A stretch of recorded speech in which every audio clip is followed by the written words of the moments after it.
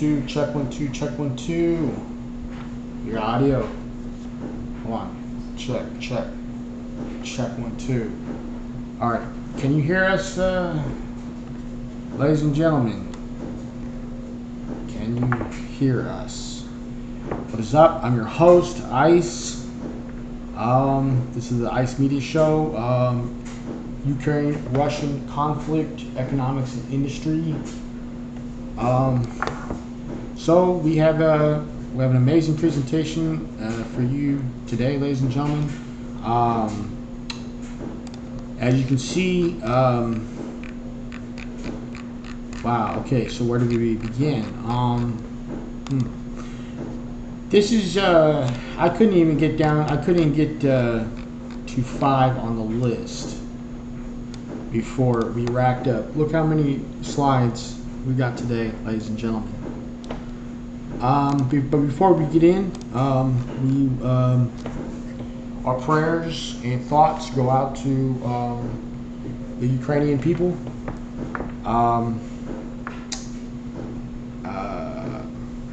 We want this conflict to be resolved as quickly as possible. So let's get into it.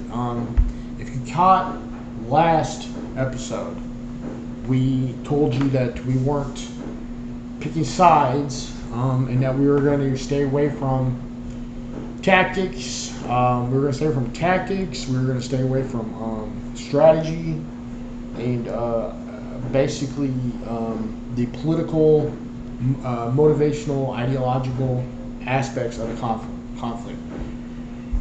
However, we're focusing particularly on the money, right, aspect of this conflict.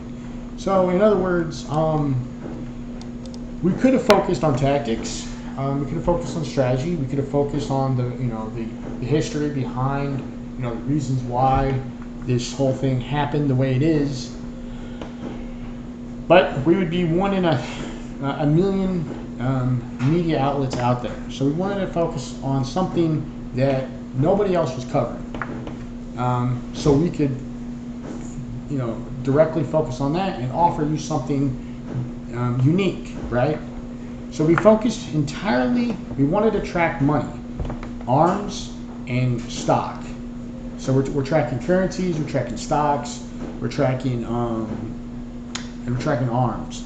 Now, we think we've stumbled upon the real reason behind this conflict, and we're going to reveal that to you as this show goes on. So, basically, to give you a nutshell of what most mainstream media and alternative media pundits are pushing is not what we're going to tell you today, ladies and gentlemen. Most of them, and they're accurate, they're not wrong about it.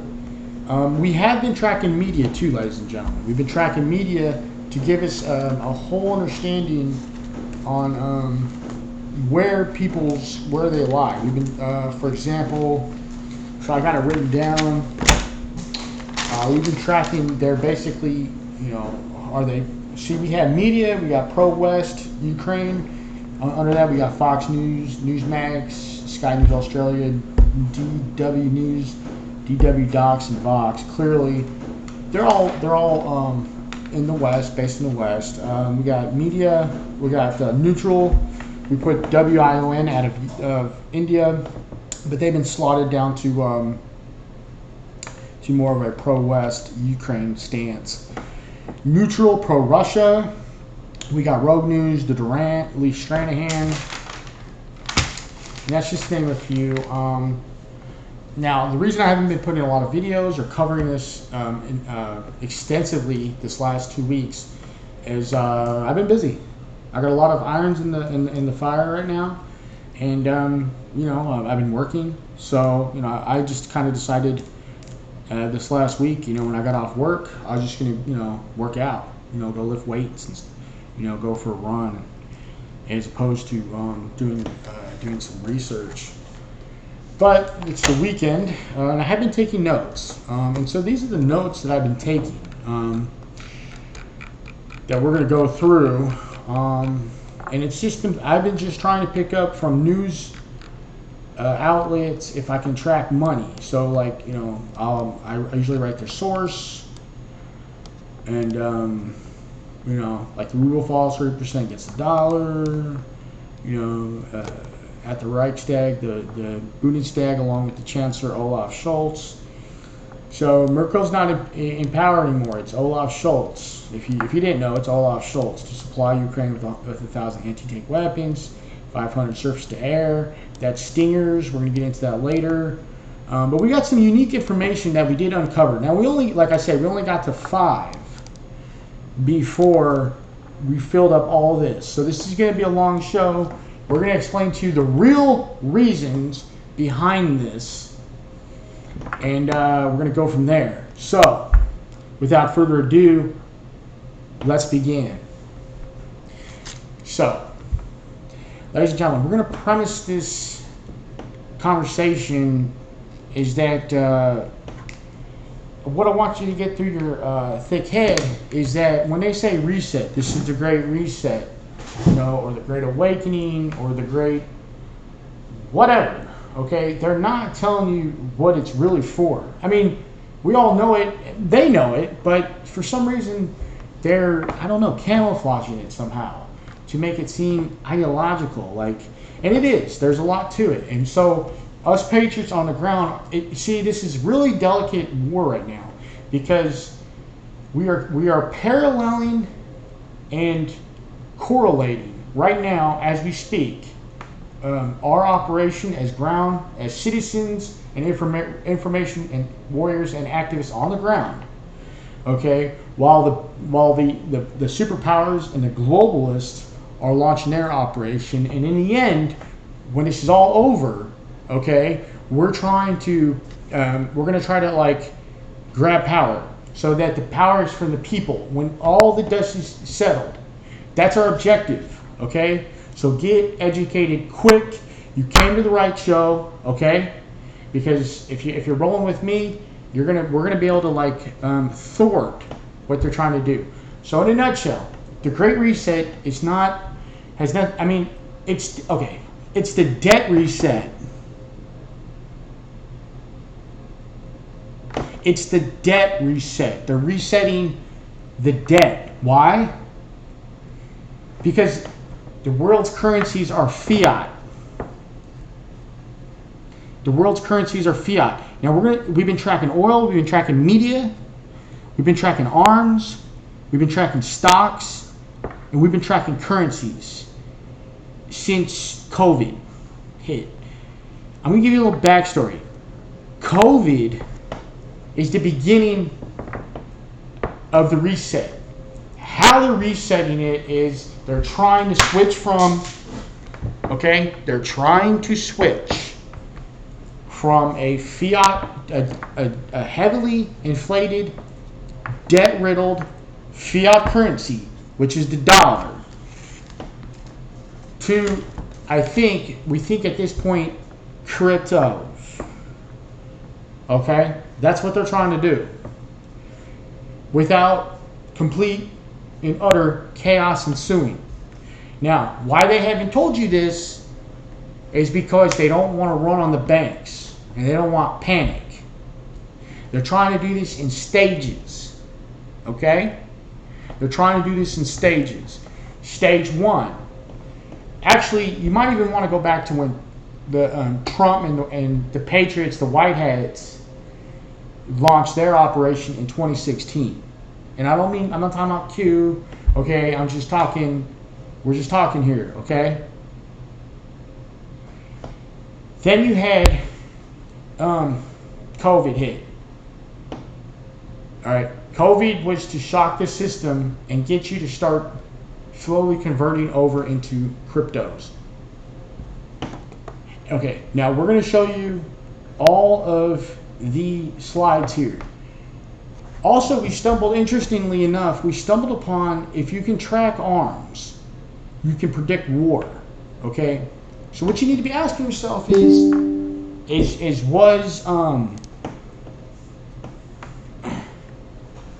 was javelins being smuggled into Ukraine prior to this event. Okay. Look at arms.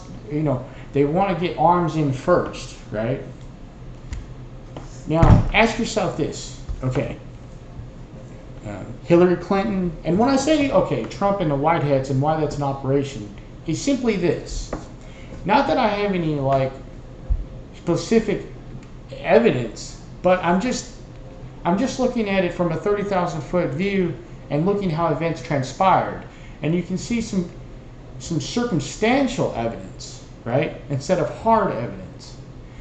For example, why was Trump anti, like,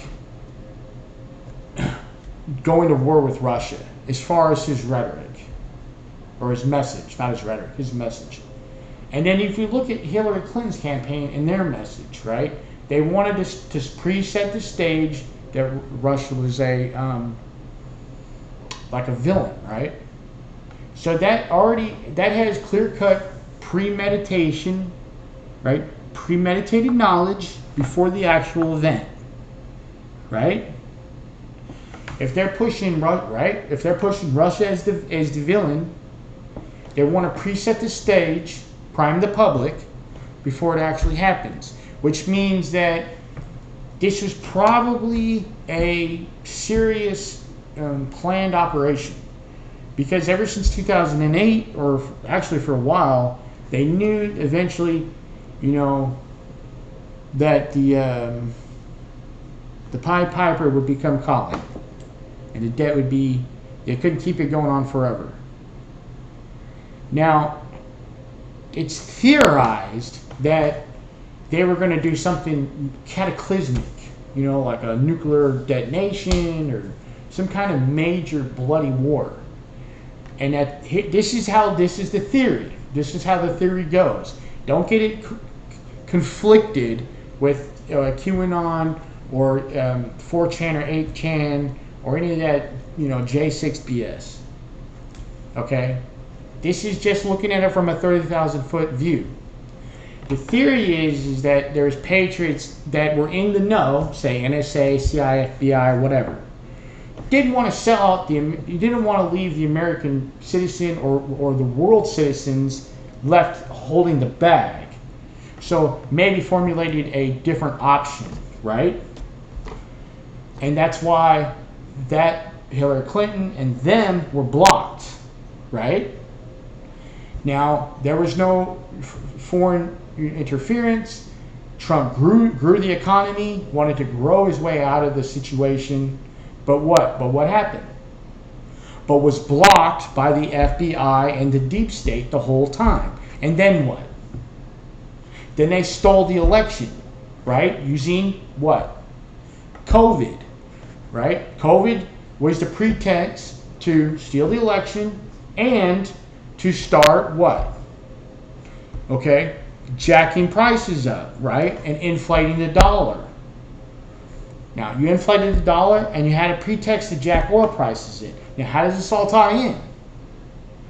Okay, you want to know how the world works, it's all about oil and the dollar and arms. Those three. Okay, so hang with me. Now we're going to explain it. This is stage 2. You had a pandemic. Now we're at the stage of the war. Before we get into that, we're going to be tracking stocks. Okay, this is Lockheed Martin. Lockheed Martin's trading at 458. That's up $120 since this time last year. Okay, keep that in mind. All right, this is Boeing. Boeing surprisingly is down. This is the 1 month. That was the 1 month. Boeing surprisingly down. But everything triggered off the invasion of Russia invading the Ukraine on the 24th of February. Okay?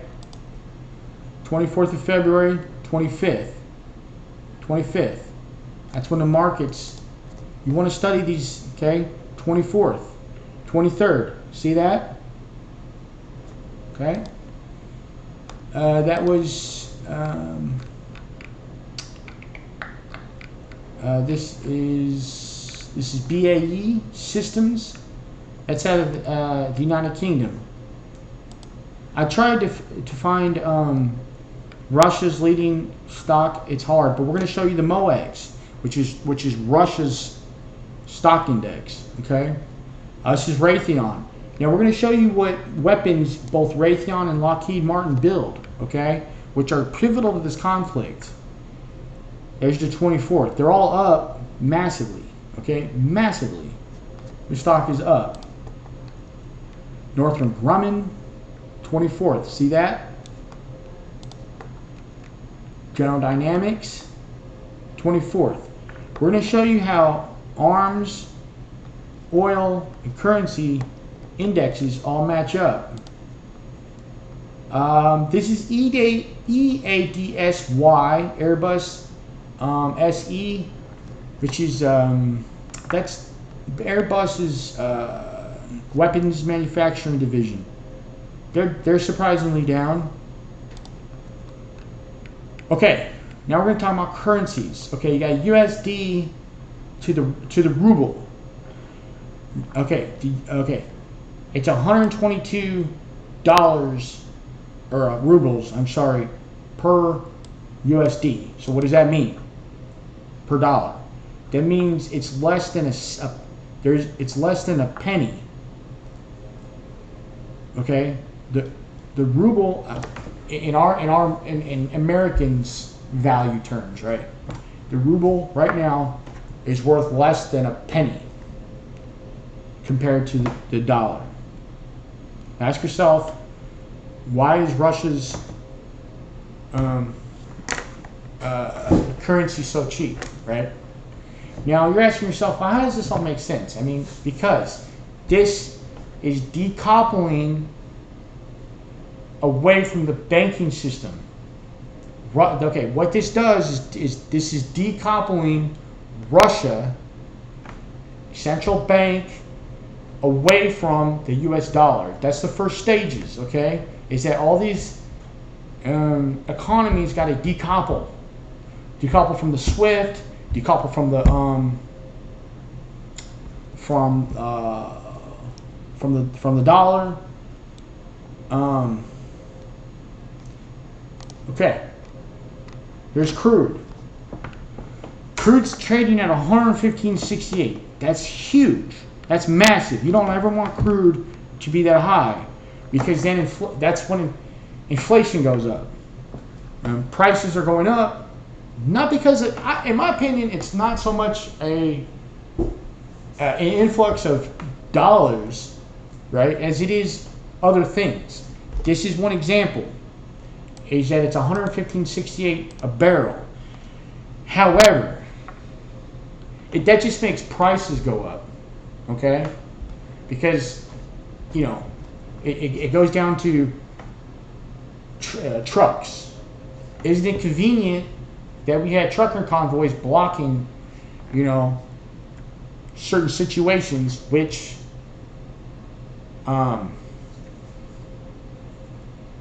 adds to or gives the market a reason, I guess, to trade oil at a higher price.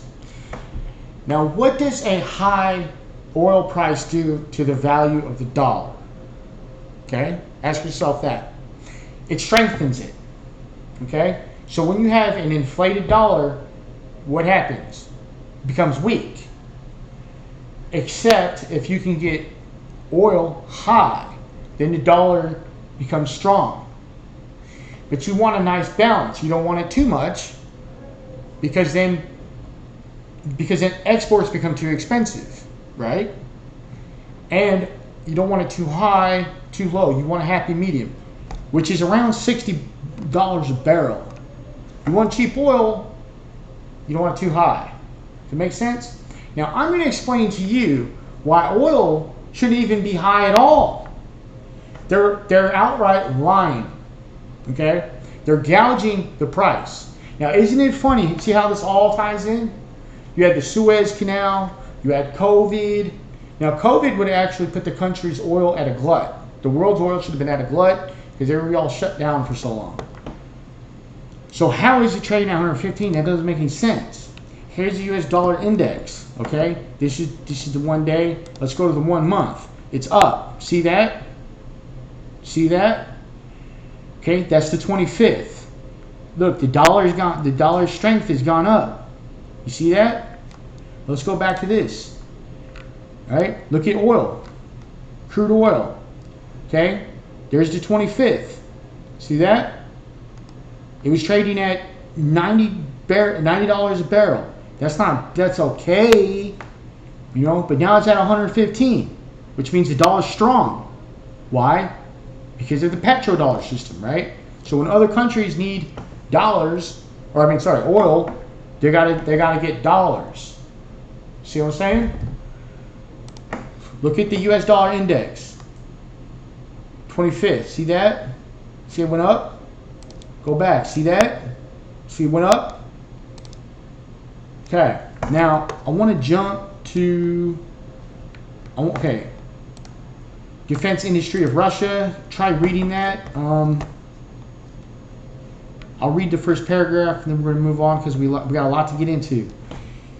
The defense industry of Russia is a strategically important sector and a large employer in Russia. It is also a significant player in the global arms market, with Russian Federation being the second largest conventional arms exporter after the United States.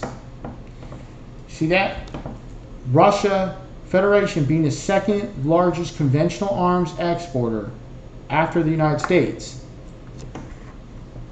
With $13.5 billion worth of exports in 2012, combined, the U.S. and Russia account for 57% of all major weapons exports. The Russian government has announced its intention to restructure the debts of Russian military-industrial complex in the amount of 750 billion rubles. You get that? You see that? The Russian government has announced its intention to restructure the debts of Russian military-industrial complex in the amount of 750 billion rubles. Half the amount will be written off. Deputy Prime Minister Yuri Borisov said, speaking at a board of Ministry of Industry and Trade at Tatarstan. I can't pronounce that. Now check this out.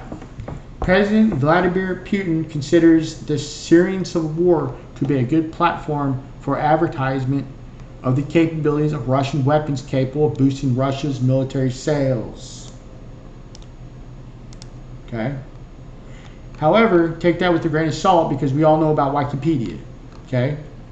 We've been tracking media on this. Economic significance. All right. Russia's defense industry is similar to America's, okay? In that it's a major, it's huge, okay? 13.5 billion worth of exports in 2012. It's a significant, employer. It's a strategically important sector and large employer, okay? Look at America, right? High-tech jobs, high-paying jobs are what? Generally defense jobs, defense industry jobs, right?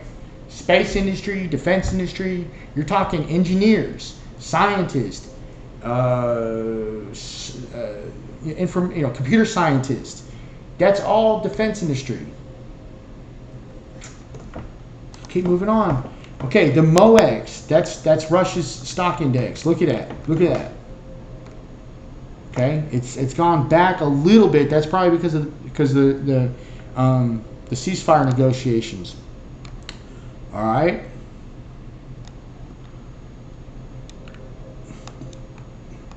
Let's see if we can get a date. 24th of January. 15th. Wait. See these dates correct. What date is that? Can't be we're not even in the 16th. 3rd. weird.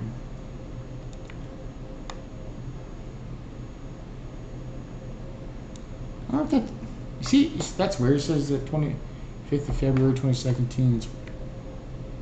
Oh wait, we're March. Okay, so I don't know what's going on with this ticker. It's off for some reason. I want you to look at the Dow. Okay, this is the 1 month. It's slightly down. That was the 23rd. See that? 24th, 25th, 28th, 1st, 2nd. It's down. Look at the MOEX. Look at the MOEX. Okay? It's losing points massively. It was at 36. It was at 3,600 points. It's down to 20. It rock bottomed at 2,000 points. 3,600. 2,000 points. It's dropped. That's the MOEX. That's Russians. Bank of Russia, regional. Okay, Bank of Russia. This is the Russian central bank. Is the ruble a fiat? Yes. Okay. Central Bank of Russia is fiat. Now, the world's economies are fiat, pegged to the dollar. All right. This is what they mean by when they say Great Reset. Okay, yeah, you can get in all to that fourth industrial revolution, and we're tracking that big time too. And that's what they wanted to. That was like a caveat. This whole thing smells of people in the know, and we weren't in the know. They kept us, the 99%. We're all kept out of this. Okay, they keep us in the dark. Why? Because all we are is labor. Okay, we're just labor. They control everything. These are the globalists.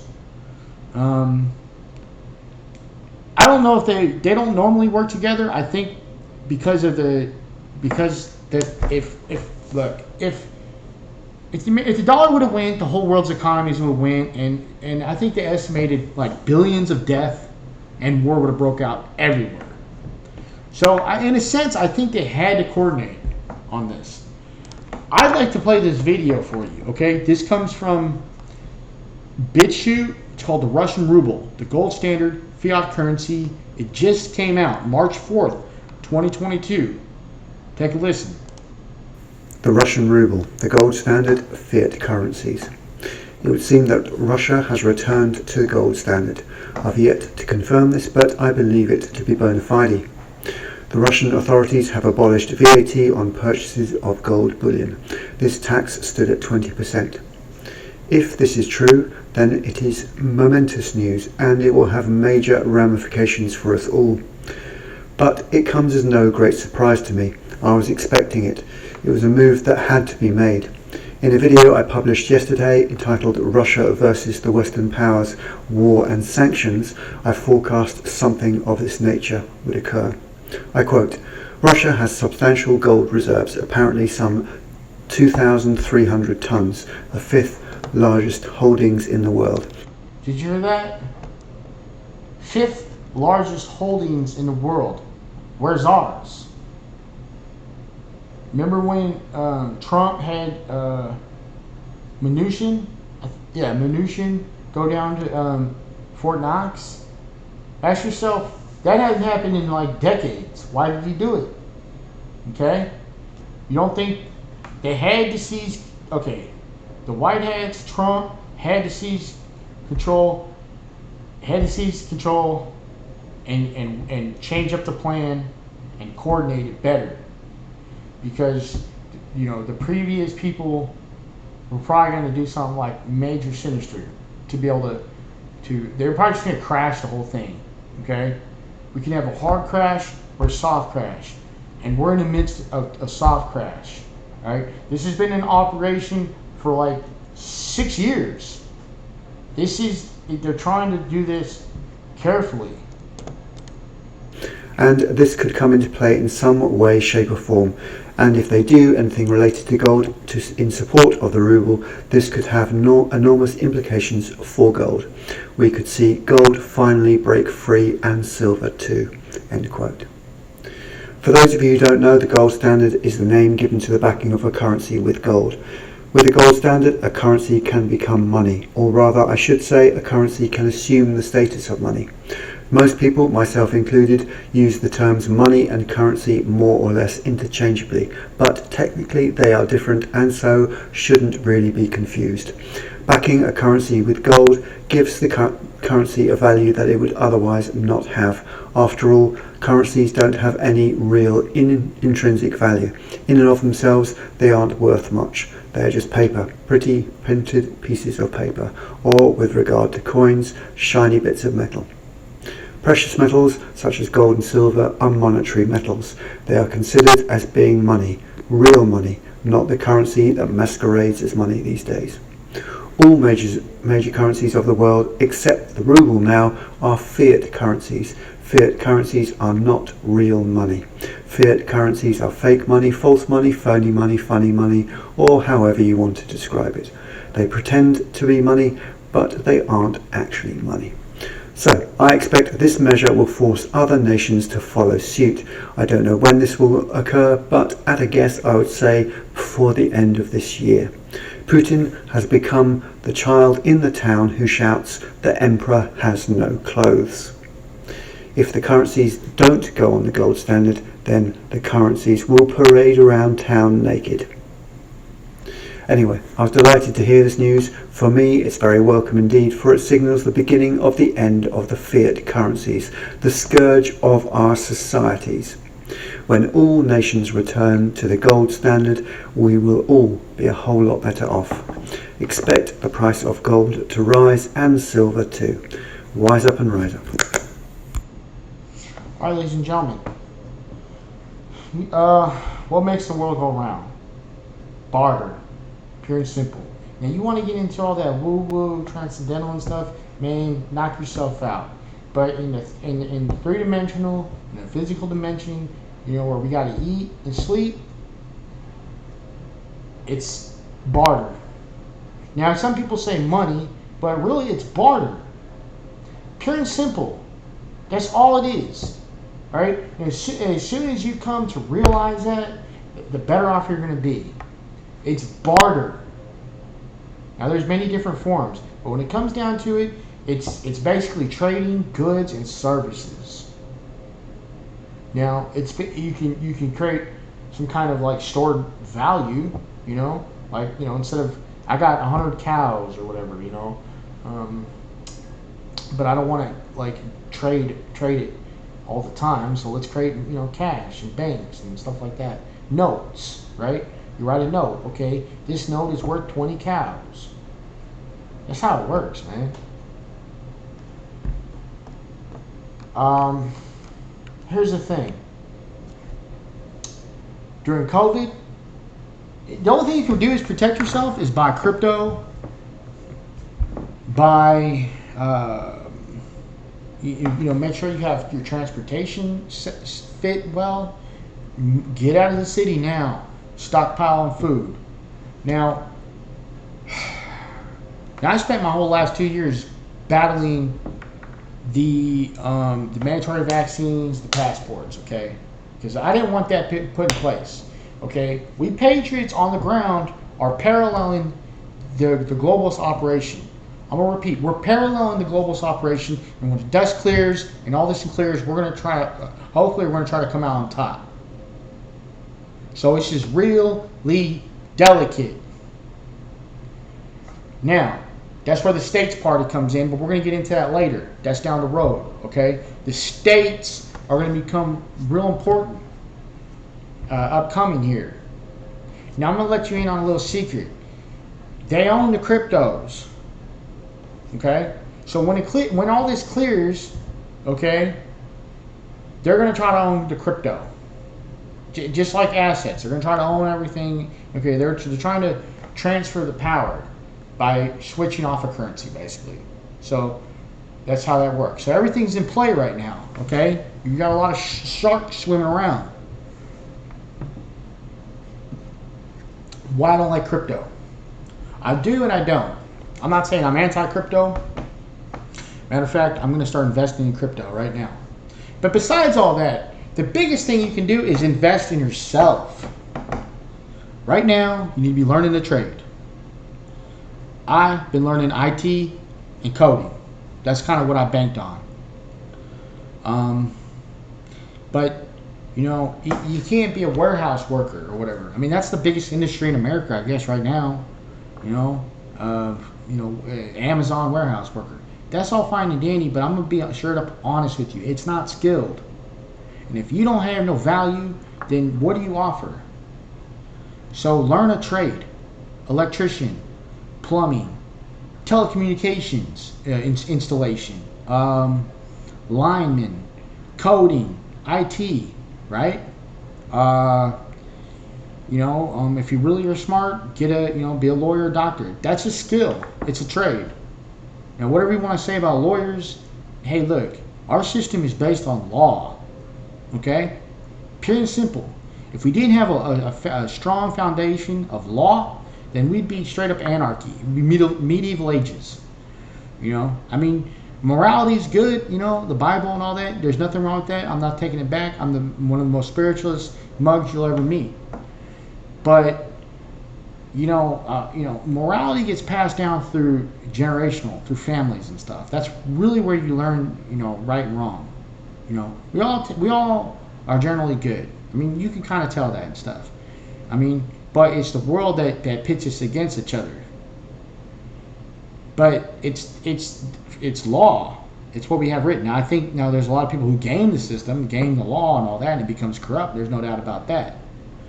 But learn, all that's going to be valuable. So invest in yourself right now. Get your car up and running. Get some food, cryptos, precious metals.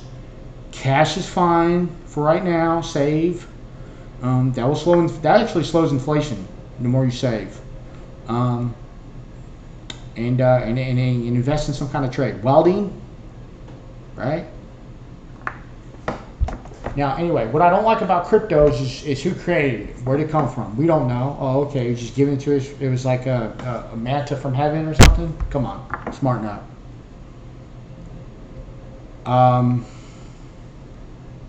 Do you? I mean, in a sense, it's decentralized. Okay, I like that and all that. But they're gonna try to make a move on it. Really, do you own any? Okay, are you your own bank? Did you just issue your own currency? No, you don't. So we're at the mercy of whoever's running that right now. Okay. In America, they wanted to keep it private. They didn't want it to be owned by the government because of they didn't want it to be socialistic and all that. That goes into a deep history. We don't have time for that right now. Okay. Okay. Okay. So I wanted to, as you can see, I took notes. I just wanted to knock that out preliminary. Okay. We wanted to go through the stock market indexes. Oh, before we do that, let me talk to you about oil. Okay. Because I did a really good report on this called,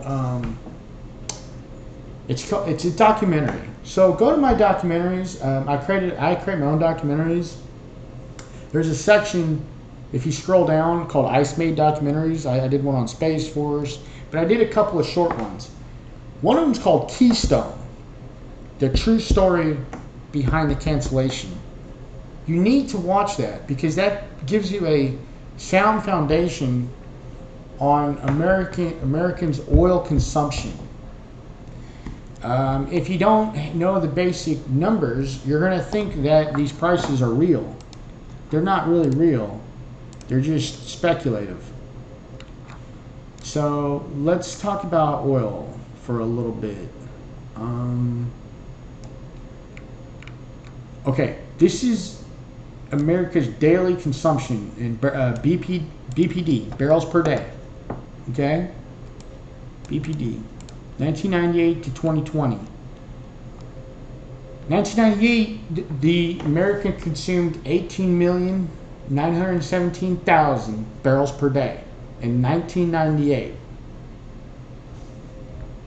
Okay, 19, 2002, 19, 2003, 20, 2004, 20, 2005, 20, 2006, 20, so forth, so forth. A little dip down here, 2012, 18, 2013, 19, 2014. Let's jump to 2020. 20,543,000 barrels per day in 2020. That's slightly up from 1998. Okay? Hell, in 2020, they consumed more than in 2019. How's that possible? How's that possible? Didn't we shut down during COVID? Yet America still consumed 20 million barrels, up just a tad up than in 2019. How's that possible? Well, it just goes to show you that your air conditioning, your internet, your television, all that was still running as you were inside, as opposed to driving and at work or whatever. So consumption doesn't change. Consumption stays the same. What else is okay? So that's consumption, right? What's the opposite of consumption? Production. Yep, that's what it is, ladies and gentlemen. So let's talk about production. Okay, so back in the 60s and 70s, we didn't. Okay, so the blue line here, as you can see, is America's total import. Let's see, production is not on here. Let's see, consumption. Okay, here it is. Production, imports, exports, and net exports. This is all you need to know, and you'll understand how the oil works in our country, so that you're not fooled when they say, "Oh, you know, this happened and that should spike the prices and all that's ridiculous." Here's consumption. Since the 50s, went up, and then boom, in the 70s, it's been generally the same. Now, you understand this graph is a little misleading. You think that that's 1983 at 15, 17, 20, 2005. Okay. Production is this brown line here. I'm sorry, that little graph's kind of annoying, but it's the second line. We used to not produce as much up until here. Boom, 2008. Then it skyrockets up. Production superseded consumption in 2020. Why? Because of fracking. That's what we produce in this country. So in this country, as of 2020, we don't need to import anything. And we can still sustain our consumption at 20 billion. Now, that's a good indicator on how strong your economy is. Because guess what? Guess where China's at? So China is supposed to be this economic powerhouse, and they are. But guess what they're consuming compared to our 20 a day? They consume 8, ladies and gentlemen, 8 million barrels per day. Now, clearly, they don't drive as much, right? They don't drive as many cars. That's one of our big things. That's what they're afraid of. Okay, there's a lot of forces going on right now. Some people just want to just kill most of the population and just be done with it. But it's okay. These futurists or whatever, these people that run the planet, the biggest thing they're worried about is explosion in population. So in the 50s, I don't know what the world's population was, like 1 billion. It's 8 billion now, right? And America's, we consume a lot. Consumption is energy, right? So it's not so much that it's not so much greenhouse. It's not the global warming, which I'm sure there's something to that. I mean, you can't, obviously you're going to affect the planet if you're going to pump tons and tons of CO2.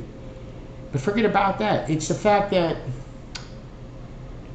they're going to run out of oil by 2050. I think they're going to peak, and then it's going to tail off.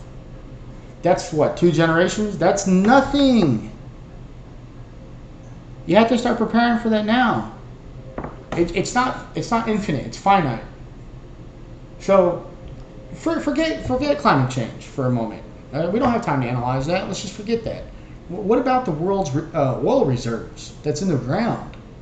I mean, yeah, we'll find innovative ways and stuff like that. I'm sure we will. But it's still something to be worried about. And you got China on the rise with their 1 billion people. And what's happening in China? Well, they're becoming more of a middle class. They're becoming Americanized, right? To where they want food and, you know, cars and luxury and all this and that. Okay? Then their oil energy consumption is going to go up and up and up. But anyway, so we produce as much. Okay? So forget about what you're hearing about that. However, we still import 8 million barrels per day, and we export 8 million barrels per day too. It's almost even. It's weird that way. A net import of 0.65 million barrels per day. Okay, this is key. Now let's talk about imports. Here's your imports. Half of it comes from Canada. Okay? 7% comes from Russia. 7%. One of our questions down here is that we wanted to track the oil situation when it came to the EU. Okay? We weren't even able to get into all that. We got into like number 5. Actually, yeah, we got into 4 out of 40. And I'll read these off to you at the end of the show. But I just wanted to make things clear, okay, on how it's working, okay? What's going on behind the scenes, okay? Now, there's a lot of just printing money out of nowhere. We're not printing, but I guess approving. Remember, it's fiat. It's fiat, so keep that in mind. All right, so let's talk about the Javelin. Okay, the FGM 148 Javelin. There's a picture of it. Anti-tank missile. Its manufacturer is Raytheon and Lockheed Martin. Okay, so that goes back to the stocks. Remember? Raytheon is up. Now, if you can, you can predict wars if you look at like indicators, right? You know, why is Raytheon and Lockheed Martin producing so many anti-tank missiles all of a sudden? Do they know something we don't, right? We want to keep that ahead of time. It's just something to consider. We don't have nothing's hard evidence. Everything is circumstantial. U.S. approves Ukraine's purchase of 150 Javelin anti-tank missiles. Okay, that's the Javelin, which is that. That's the Javelin. 2018. March 2018. Okay. All right. 47 million. 150. 47 million. That's 47 million divided by 150 Javelins. Each Javelin costs $313,000. That's a lot of threes. 313,000. According to this, 150 Javelins. Notification follows the approval of 47 million worth. It could, I don't know, maybe the editor got it wrong. 40 million. Okay, so let's do 40 million. The U.S. has approved Ukraine's purchase of Javelin missiles and launch units at an estimated cost of nearly 40 million. But Lockheed Martin is making that money because Lockheed Martin is the one that builds Javelins. So when it says U.S. approves, they approve I guess they can okay the transfer of arms. I don't know how that works. We'll have to look into that because maybe it has to have approval first. But it's Lockheed Martin that's making the money. And the U.S. is maybe getting a cut of tax, right? I don't know how that works. But let's try 40 million. Where'd my calculator go? Oh, shoot. Oh, I closed it out, I think. Darn it. Okay, so anyway, if it's 40 million to take off 7 million, you're looking at what, 280,000 per unit? $280,000? War is a big business. I'm gonna repeat. War is a huge business. All right. Okay. Let's see. These are just my notes I've been jaunting. The N law. We tracked that. We was able to track the N law. Okay, that's the N law. Anti-tank. That the manufacturer of the N law is Saab. Okay, Saab stock. Look at that. Oh shoot. Go back. 1 month. There it is. 24. See that? February 23rd, 24th. Boom. Look at it now. That's Saab. Okay, Saab. Saab builds the N law. So they just somebody approved an extra 200 N laws, I guess. How much money does it cost? How much N law to produce? They got to build them. They just got to build 200 N laws. They probably have a certain amount on standby, but they're going to replenish that. So where's that money coming from? Well, they're just printing it, I guess. It's fiat. I'm still trying to figure out how all this works, right?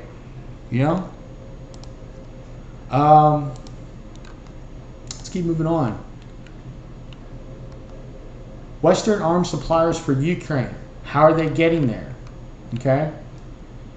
In an unprecedented move, the EU is financing the purchase and delivery of arms and weapons to Ukraine. Other Western countries are committed to arms deliveries too. But how will they get there and how quickly? The EU has earmarked 470 million euro, which would be equivalent to $503 million of lethal arms, which include air defense systems, anti-tank weapons, ammunition, and other military equipment for Ukraine's armed forces.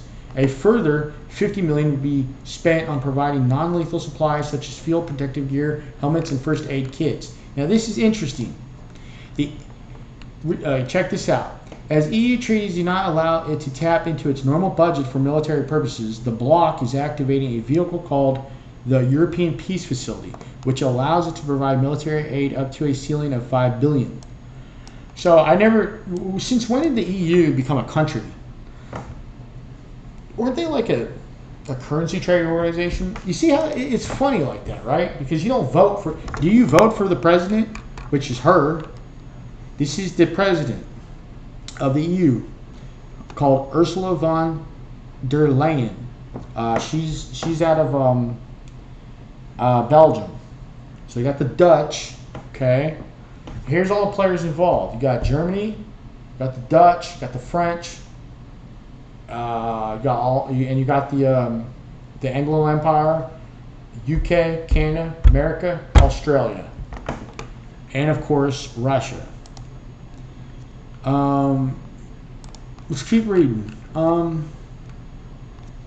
It comes after a paradigm shift in Germany's defense policy, which saw a sign-off providing lethal weapons to Ukraine, including 1,000 anti-tank weapons and 500 Stinger-class surface-to-air missiles. So let's look up the Stinger. Now, there's Stinger class. I'm sure that many manufacturers make the Stinger class. This is the original, the FIM-92 Stinger, right? There's many different types. Who's the manufacturer? Raytheon. Okay? Raytheon.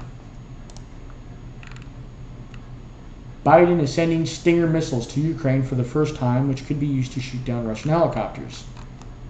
Now, before we get into this, you're probably asking yourself, why the hell are they not using proxies? Like, I'm going to be honest with you. Like, I've never seen this in my lifetime. And you know, ever since the nuclear age, the age of nuclear weapons, the Cold War had a certain doctrine, and up until recently, right? So usually, okay, during the Cold War, they used proxies, and by no means would they ever like admit that they were supplying arms, because that would be considered an act of war, and then the Cold War would have went hot.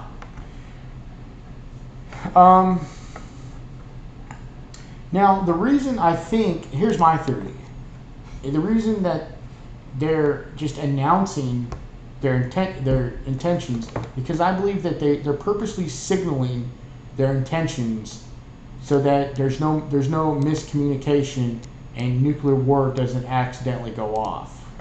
So by being open and transparent, that's just my theory. I don't know this for sure, but you know, it seems like they're going on some kind of like press conference and saying, this is what we're going to do. We're approving $50 billion. It's going to go to this, and it's going to go to that. Say $50 billion to Stingers, to the Ukraine. That way Russia knows, okay, this is what they've signaled what they're going to do. And of course, they're going to, you know, of course, the West, NATO, and us are monitoring the underground. That's what I call it, like, you know, trying to track hidden movements of arms and money and all that. But I think by doing this, I think this is a way to avoid some kind of accident, so that there's no mistake now. You know, there's no like, you know, accident. You know, and then I think that's just my thoughts. That's just the first, you know, iteration here. Let's see. Global weapons pipeline into Ukraine is being managed by the U.S. European Command. So I found that funny, because how are arms being moved in? Well, by the United States European Command, which is led by Todd D. Walters. Todd D. Walters is probably a major figure right now. He's probably on full alert. All right, so we have the United States European Command component stationed in Europe that's probably on full alert, and you have NATO. Two separate units. You have the American stationed, you know, over there in Germany and others, and then you got NATO. I think they work in conjunction, but they're handling the movement. You look at this article here. The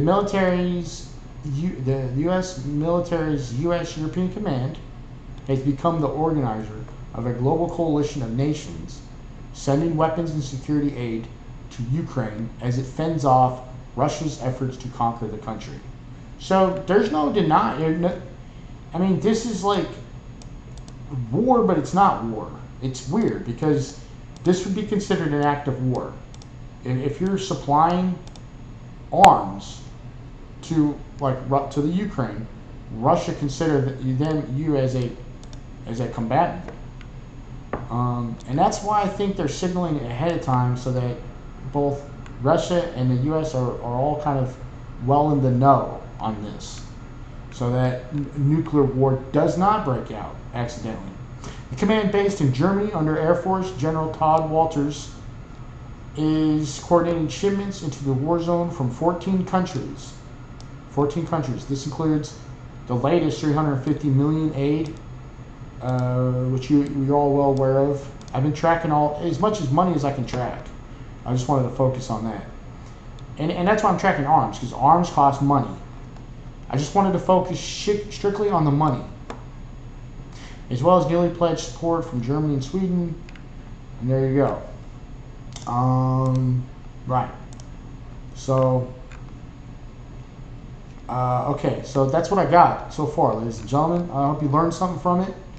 I'll give you, this is the notes that I've taken, mostly from last week.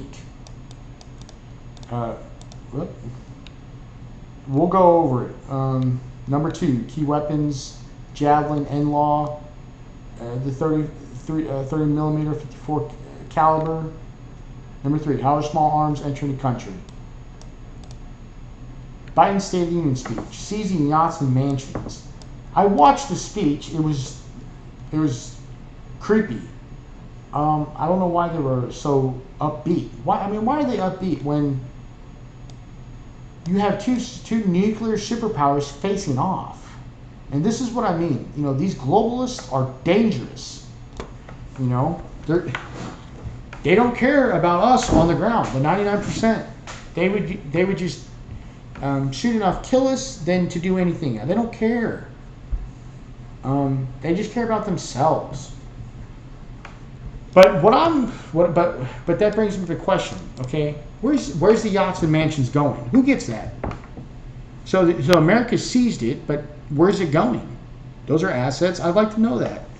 So we haven't gotten it. We only got to this point here, number 3, and as you can see, we got all that.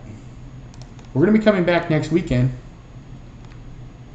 Number 5, Western countries close airspace from Russia. That is interesting. Sanctions, 350 million aid to Ukraine. That's 350 that's been earmarked. So $350 million. Somebody just made $350 million.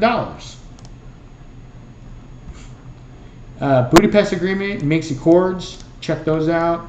France, Germany, Netherlands to provide support, equipment, and fuel. Australia to provide lethal aid. All this, see, I'm tracking money.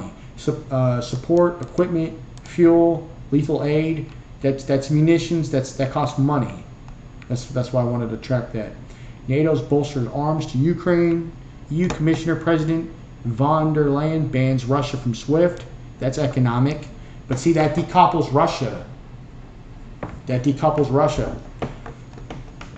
14, SWIFT to impose restriction measures on Russian Central Bank International. The U.S. and 30 other countries to release 60 billion barrels of oil reserve. That should lower the price. Okay? And if it doesn't, then what the hell? See, look for that. Don't let them fool you when they just say these like talking points and stuff. But it could just be totally BS. So we're going to be tracking. We're tracking all this, okay, for you. So if you can help me out, like, subscribe, and share if you like this information I'm giving you. Okay, this takes energy. I got to, and all I ask is just share my video and like it a few times. It's about oil. I wanted to get into oil. I didn't have time today. I wanted to get this presentation out. It's about oil. Germany receives 50% of oil from Russia. EU receives 40% oil from Russia. So that's the big one in the game. Kira Rudik, Ukrainian Citizens Army leader. I wanted to look into her a little bit. Canada condemns Russia's military action. Ammo Inc. to donate 1 million rounds of AK-47. They're getting that through the U.S. European Command. Apparently, we figured out how that's getting in there. We wanted to look into money on that. It says donate, but I don't. That's nice. That's good publicity. But do you think that's the true story behind all that? The other thing too, I wanted you to think about when you watch Biden's speech, right? Didn't they seem happy and giddy? That's an indicator. That's an indicator that these globalists they're cut from a different cloth, and that's how you can identify them. Okay, remember that.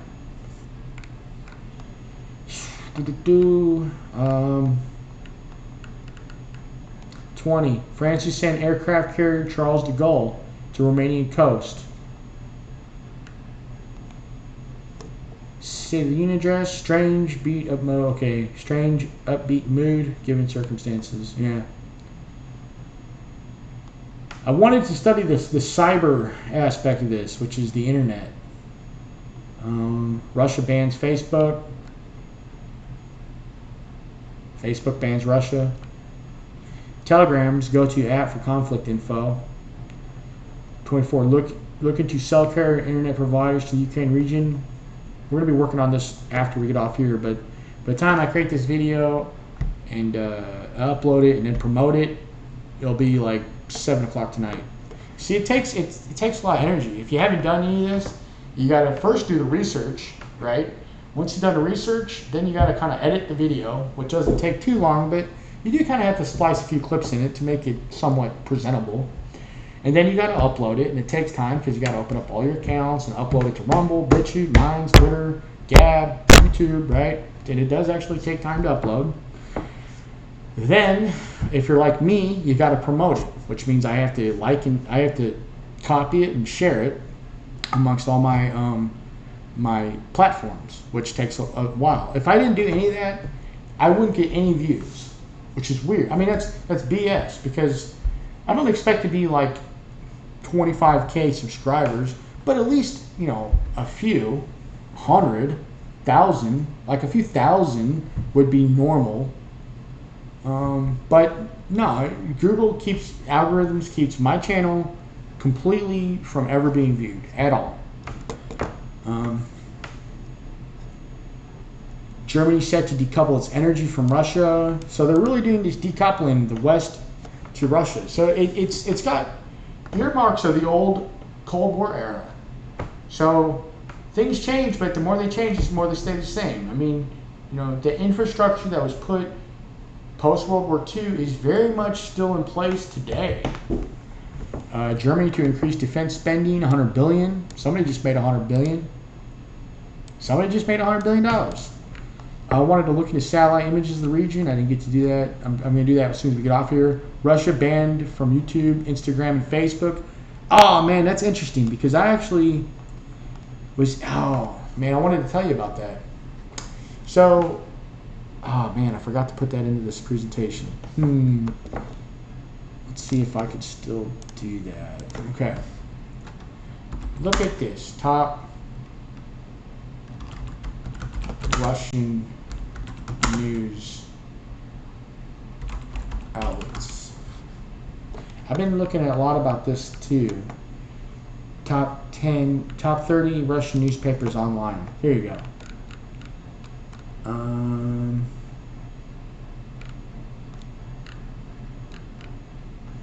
TASS, you can get that on YouTube. These aren't banned, which is weird. I don't know why they're saying that. I double checked that myself. You can get Moscow Times on YouTube. TASS, Russian news agency. You can get that on YouTube still. I subscribed, and it's in Russian too. So that's kind of weird, but you want to get something from, if you want to get a balanced assessment of the situation, try to get, see what Russian news outlets are saying. Now you got to understand, all news is going to be nationalistic. I mean, as long as you understand it, but what I do is I try to ignore the, I guess, nationalistic drum, because you're always going to get that. So you should just understand that. Like, all mainstream media is basically pro-West, which means it's pro, like, Ukraine, right? So they're going to, I'm for the Ukrainian people as far as, I think they're the innocent. They're the ones that are the pawns. They're the cannon fodder, and I feel bad for them because, I want this to come to a peaceful thing quick, right? Especially if this keeps going, if this drags on, this could lead to nuclear war. The safest move right now is to end it quick. I didn't really want to give you my opinions, though. I wanted to keep it strictly news related.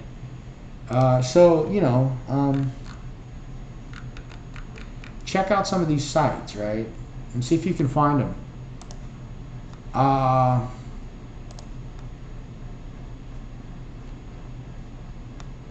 Look into the International Renaissance Foundation in Ukraine. That's Soros. Soros is like think tank or some kind of it's Soros funded. What do they call that? Organizations. They're like fronts basically. They're like think tank. A lot of think tanks are like fronts for like, you know, trying to get like lobby for like special interests and stuff. You really have to look on who's behind it. Well, Soros is behind it, so check that out. EU bans RT and Sputnik. Look into why oil and internet weren't cut off during conflict. Granted, this was last weekend. See, I've been working all during this week, so I didn't really have time. A lot of this I could catch up on the weekends, but it's good because the news cycle goes so fast that it's almost good to just like take notes on 1 or 2 days and then wait, you know, as the cycle changes, but just focus on those 2 days and then research those 2 days, because the cycle changes so quick that if you're just a viewer, you know, it almost seems like a movie to you. Oh, okay. But if you really want to get into it, sometimes it's good to just focus on 1 or 2 things and don't deviate from that, and just focus entirely off that.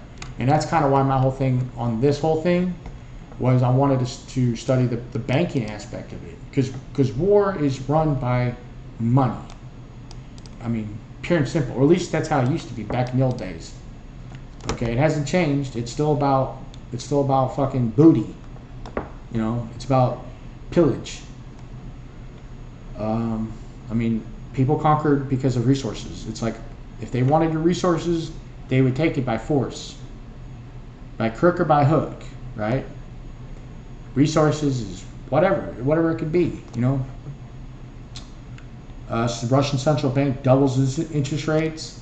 That's interesting. Let's go back to here, because they did do that. See, 20%.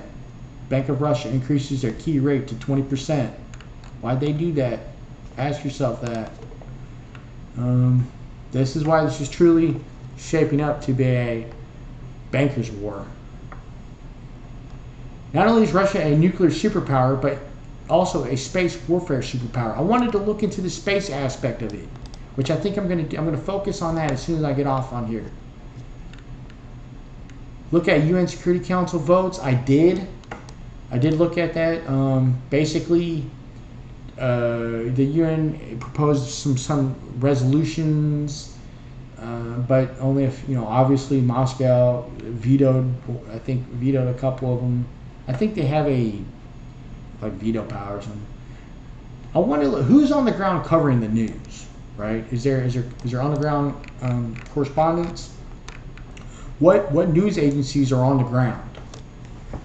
I know there's quite a few pretty good ones.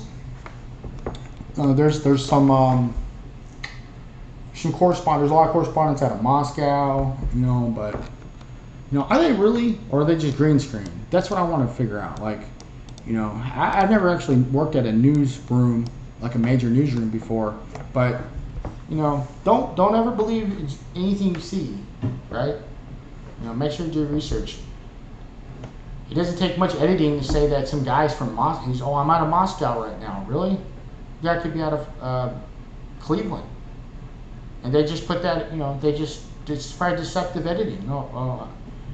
They get away with that all the time. You don't know that. This is just a subject matter expert making stuff up. You know, I'm not saying that. I'm just saying it's a possibility. Look into it yourself. All right. I think that's going to be it for this week. We're going to try to get some videos. I got a lot of great ideas. Documentaries in the works. I got like 2 or 3 documentaries that I've started right now. I got a short doc I'm working on. That's going to be really cool. You know, I don't know, but I work, and so I can't. I'd love to do this full time, and I could really do some damage. I could be putting videos out every day, but it's just all about time. It's just a matter of time, and I don't have enough of it. But hopefully in the future, we're trying to make moves. We're trying to expand. That way, we hopefully, if we're blessed, we can do this on a full-time basis. Because I got a lot of ideas, and I think I can kick ass. I think I can dominate the news industry. I'm confident in my beliefs, but it's not just that. Or I mean, I'm confident. Sorry, my beliefs, my abilities. It's my mind. I think outside of the box. I think I could present something new and innovative to the viewer. I just got to get, it's just going to take time before I could have a fully functional, like a newsroom going, where I get some writers and I can do this on a full-time basis. But until then, this is the best I can do. I do this part-time and I'm doing it for free. But I got a passion for it too, so I don't mind it. But at the end of the day, our prayers and thoughts go out to the citizens and the people of Ukraine. Because like I said, they're, I don't want to give my opinions, but we think that they're just the pawns caught up in all of this between the banks, basically. And we're going to leave it there. All right, ladies and gentlemen, y'all be safe. Have a good week. We're going to come back, look for videos to drop tomorrow, hopefully. If not, we'll definitely be back next week with more information. All new more information. We're going to be tracking this.